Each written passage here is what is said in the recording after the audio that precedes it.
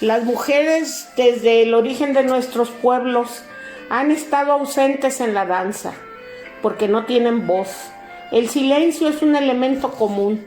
Su trabajo en la danza, a pesar de ser el más fuerte, no es registrado. Se vuelven sombras. Su discurso es cinético y no verbal. De su quehacer, de su hacer, solo queda huella en su cuerpo, en los sentidos, en las emociones, pero no en la letra. Es silencio. Pero ellas tienen la capacidad de transformar la historia. Claro que sí.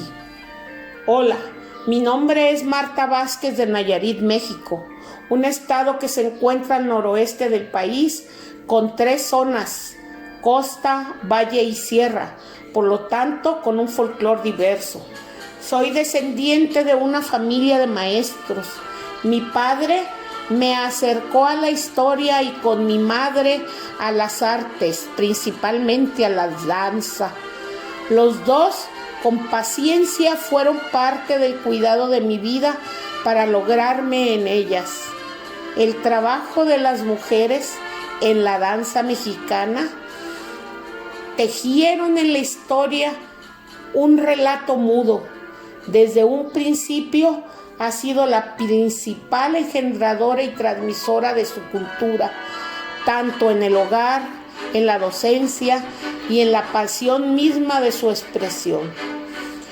Por primera vez en la historia hay millones de mujeres como ustedes y como yo, educadas o sin educación, pero que tienen derecho a bailar con recursos que nos conectan y estamos dispuestas y decididas a cambiar al mundo. Cada una desde su espacio y sus vivencias, unas defendiendo el derecho a participar en el colectivo, en la comunidad, sin ser criticadas, juzgadas o minimizadas, y otras a partir de la danza académica, en una lucha política y creativa que termina en el reconocimiento y a veces no se reconoce el trabajo femenino en la danza, pero no estamos solas. Somos un porcentaje mayoritario, pero los hombres nos acompañan, nuestros hijos, nuestros nietos, los caballeros de edad que a algunos pues les es difícil cambiar los estereotipos y sin embargo nos apoyan. La violencia con el poder en la danza se da en las épocas actuales, a pesar de que ya hemos demostrado que somos capaces de hacer y proponer nuevas creaciones. Además, las luchas que se dan entre mujeres, es cierto, entre mujeres también se da la lucha porque las oportunidades son pocas. La mayoría de las bailarinas somos mujeres y nos han dejado de lado por siglos. Las bailarinas o coreógrafas que viven para el quehacer dancístico son criticadas, somos expuestas a malos entendidos.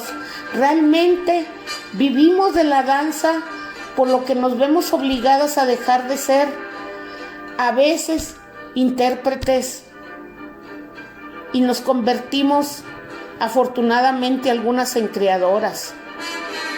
Pocas han elegido no ser madres para poder dedicarse al 100% a la danza o al arte, cualquiera que sea su género. Esas son mujeres vitales y apasionadas que crean y transforman. Mujeres de danza que conmueven porque expresan su verdad, porque han construido su camino, porque con terco afán se han mantenido en él. Así son las mujeres que bailan.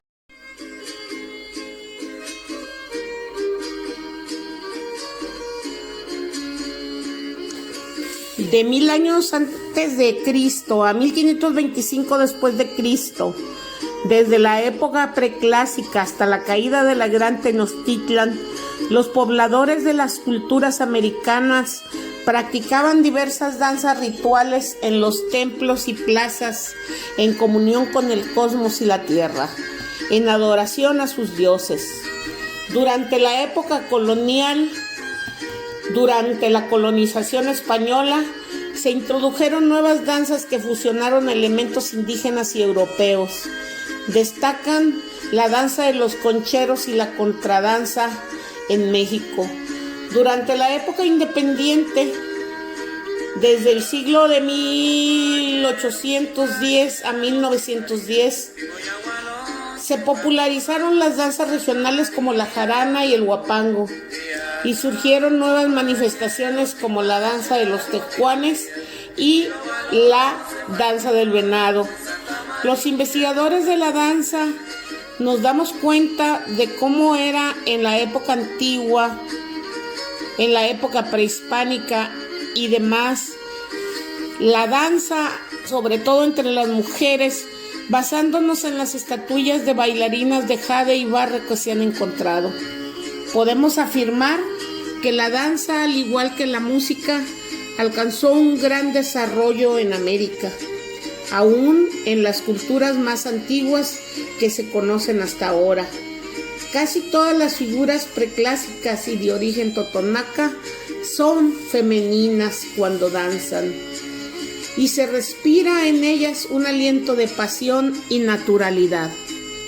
En la época prehispánica, el canto y la danza se le denominó Cuicatl, Inxochitl, el canto y la flor, porque era una forma de ofrenda que permitía estar en contacto con las deidades que se manifestaban en la naturaleza.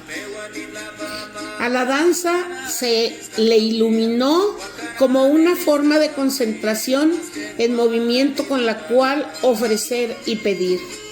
En la conquista de México, en 1521, la danza se realiza en diferentes partes de los estados, donde llega principalmente la conquista religiosa, con la danza de los concheros, que a diferencia de la prehispánica, tiene un instrumento hecho de concha, de armadillo, y se toca como una guitarra.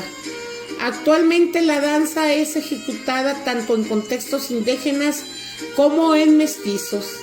Ya en la colonia, con influencia de la iglesia, surgieron en el país una infinidad de danzas que hasta la fecha siguen en nuestro entorno.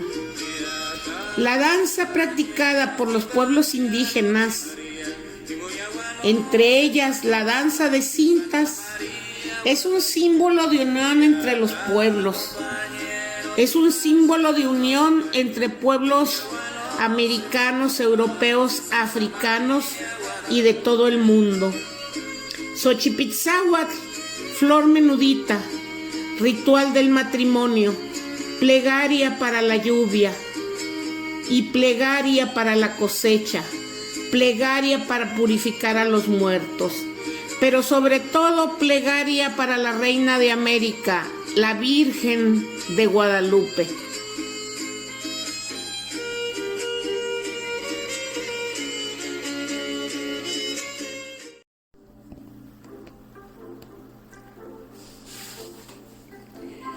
Durante el Porfiriato fueron muchos los géneros de baile que estaban de moda.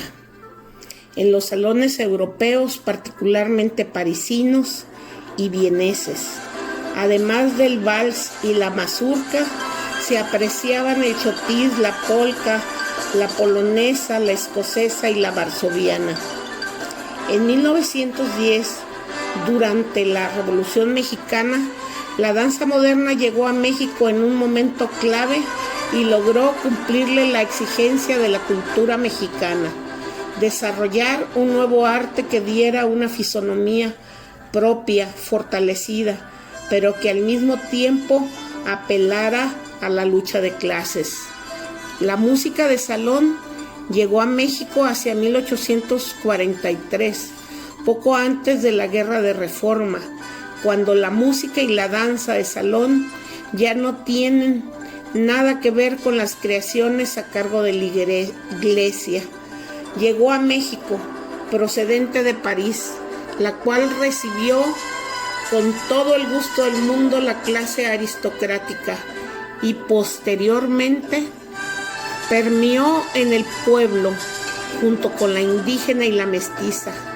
El cancionero de la intervención francesa forma parte de un vasto repertorio de música, literatura, política con ritmo de sonecitos y jarabes propios para bailar.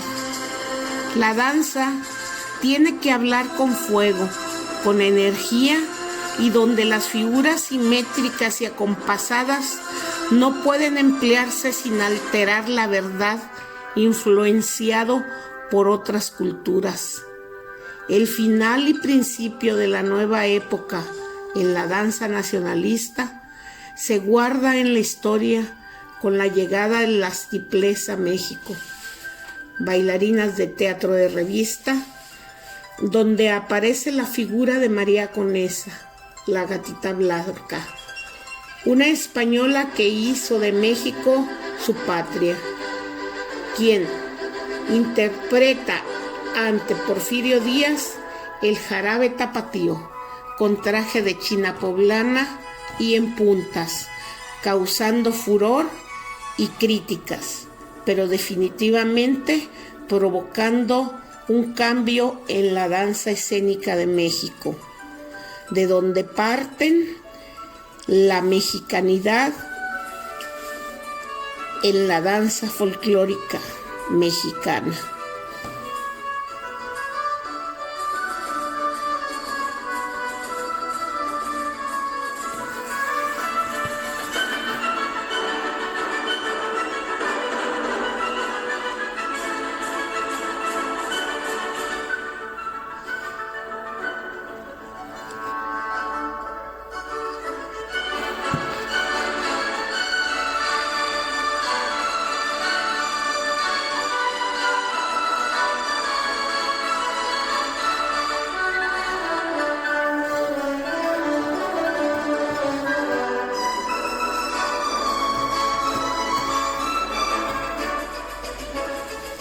Gracias a esas bailarinas, hoy tenemos grupos de danzas y escuelas de diferentes géneros donde participan también activamente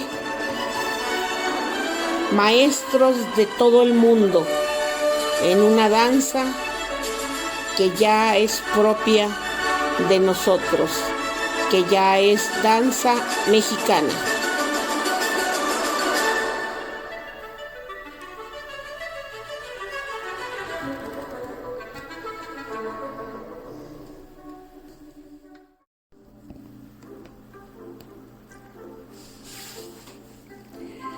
Durante el Porfiriato fueron muchos los géneros de baile que estaban de moda. En los salones europeos, particularmente parisinos y vieneses, además del vals y la...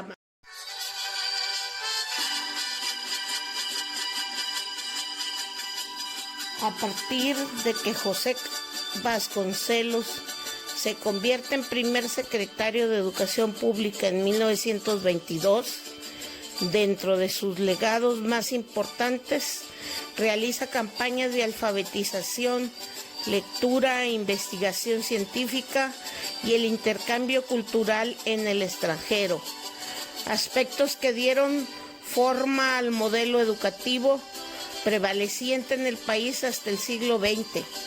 Así fue como estructura uno de sus notables legados, sembrar la simiente del interesante circuito del desarrollo de las manifestaciones artísticas y su nacionalismo. Su filosofía como educador propone sentir la cultura mestiza como base del concepto de mexicanidad. Mexicanizar el saber, es decir, hacer objeto de estudio la antropología y el medio natural del país, realizando la primera reforma educativa, repercutiendo en toda la República Mexicana y desde esa posición iniciar un ambicioso proyecto de difusión cultural con programas de instrucción popular, escuelas rurales, edición de libros y promoción del arte y la cultura. El objetivo era integrar a México de manera más amplia en las grandes transformaciones que siguieron al fin de la Primera Guerra Mundial. Vasconcelos hizo de los maestros de las escuelas rurales un ejército de profesores y maestras nunca antes visto en México, que fueron distribuidas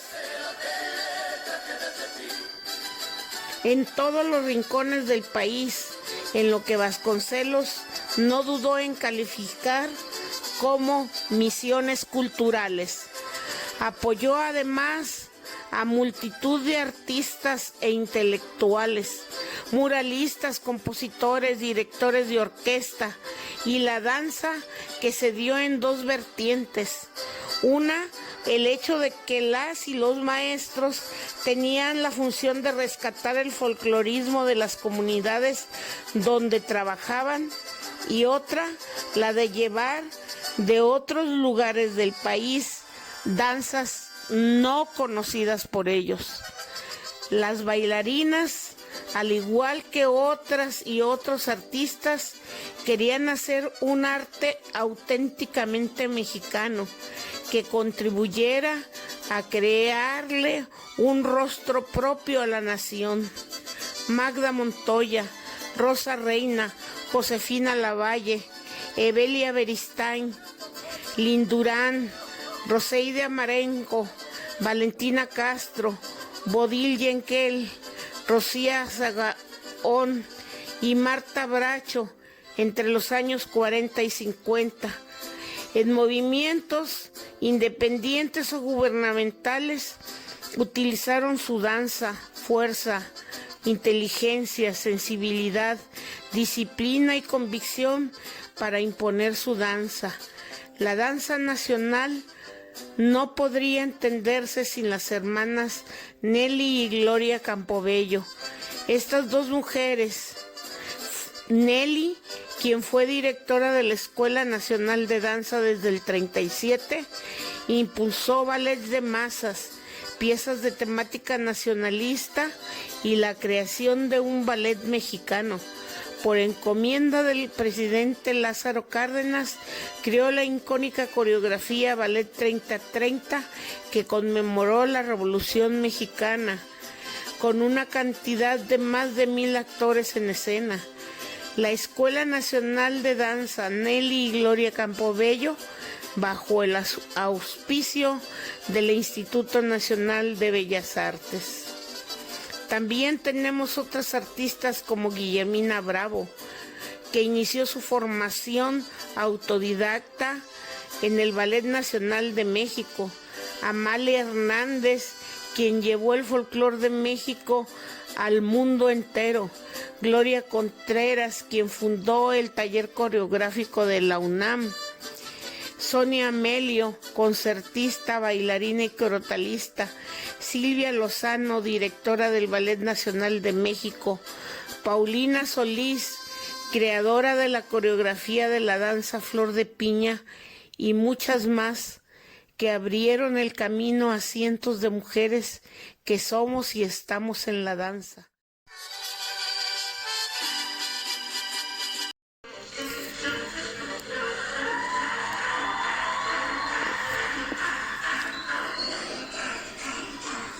Hola amigos, esta parte del conversatorio la voy a disfrutar mucho porque son generaciones que he vivido. Bueno, de los años 40 a los 60 lo conocí por mis padres y el cine mexicano.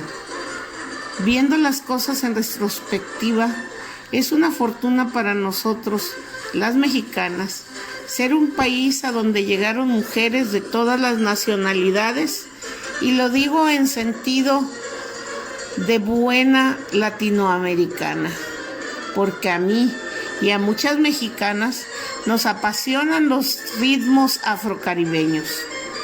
Los y las artistas llegaron de todos los países, sobre todo durante la Segunda Guerra Mundial. Eso enriqueció nuestra cultura, nuestro folclore. Cierto es que muchas creadoras puristas no están de acuerdo, pero pregunto, ¿hay algo en nuestro folclore que no tenga influencia principalmente española? Incluso ahora, no lo dudo, que con este mundo globalizado, a través de los medios de comunicación, resurja un nuevo tipo de folclore. Pudiera ser que con el ánimo de preservarlo, lo que ya tenemos, surjan algunas diferencias con las nuevas generaciones. Pero yo creo que en lugar de discutir, debemos de compartir las experiencias, de mostrarles lo bello que es México y lo bello que es el folclore mexicano. Mostrarles el camino correcto de la creación. Durante los años 40 y 50 del siglo XX, Ninón Sevilla, cubana, por ejemplo, nos deja una gran influencia, al igual que otras rumberas que llegaron de otros países y de músicos que se convirtieron en mexicanos.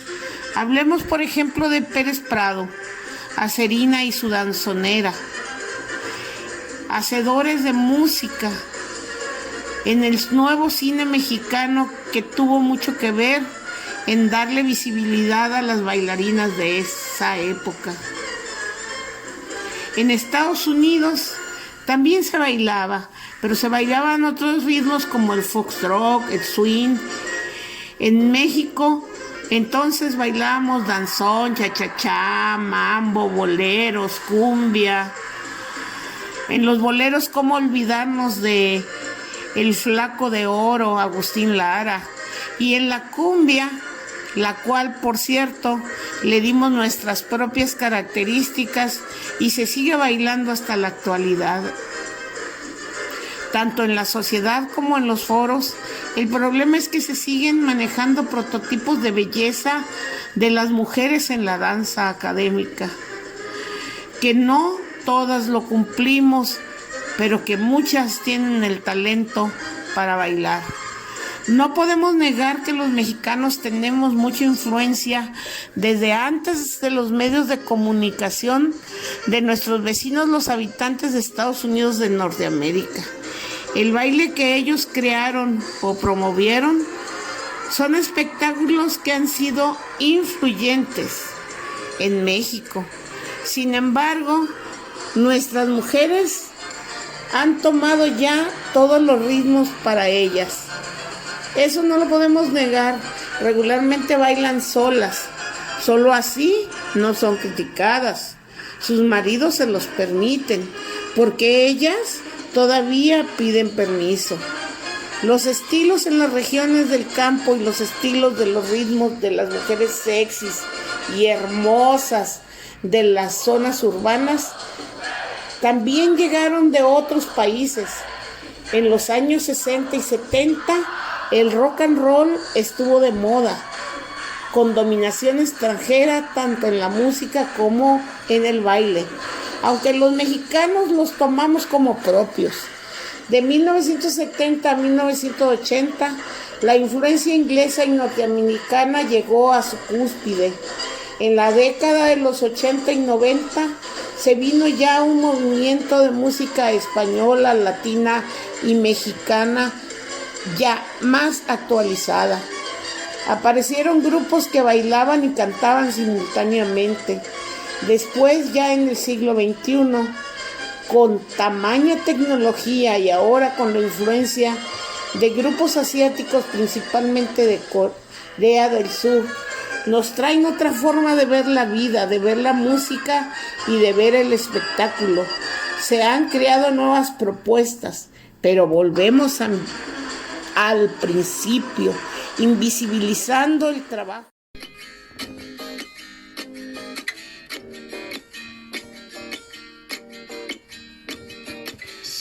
Tal como tenemos el instinto de sobrevivencia, de preservar la vida, tenemos el instinto de reproducción, celebrando con canto y danza desde el principio de la vida. En México celebrando también la muerte, no como fin, sino como inicio en una nueva existencia en nuestra cosmovisión. Por desgracia, las mujeres que danzan viven y han luchado a través de ellas y por ellas, llenas de fuerza, de convicción y de amor. Resulta sumamente interesante ver que las bailarinas, la mayoría, se retiran de la danza por la maternidad o por el matrimonio, el cual les exige quedarse en su casa, al igual que a otras profesionistas. Pero ¿realmente es una decisión tomada por ellas? La sociedad todavía no supera el hecho de que la maternidad es compatible con las profesiones de elección de las mujeres. Pero como falta presupuesto para las guarderías y espacios de cuidados maternos, o en casos extremos tolerancia para asumir el rol materno junto a la danza o el canto, en este caso, no sé, será posible. A una de mí se le da la dirección de un ballet importante o una dirección de una escuela de danza. Yo no puedo quejarme, pero qué trabajo me dio llegar a tener puestos en el arte, pero no por mi capacidad, sino por el pesado rol de madre y esposa tradicional, porque eso no cambia, el hogar está ahí y de acuerdo a la sociedad sigue siendo responsabilidad de una mujer mantenerlo.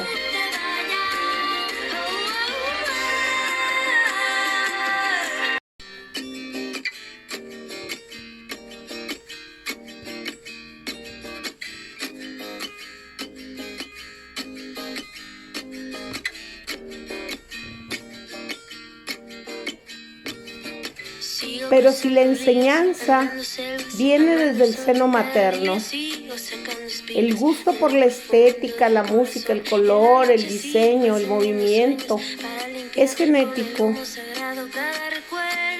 y o se genera en el hogar y en las escuelas iniciales, y por qué no decir también en las escuelas de nivel medio superior y superior.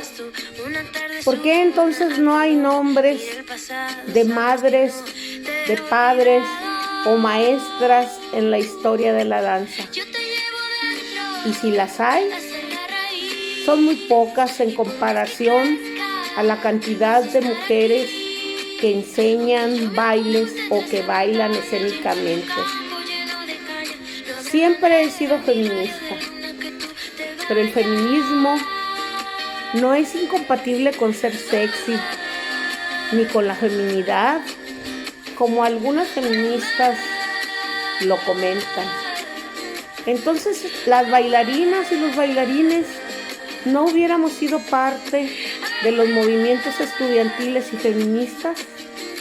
Las mujeres hemos querido lo mismo que los hombres, ser valoradas, crear raíces.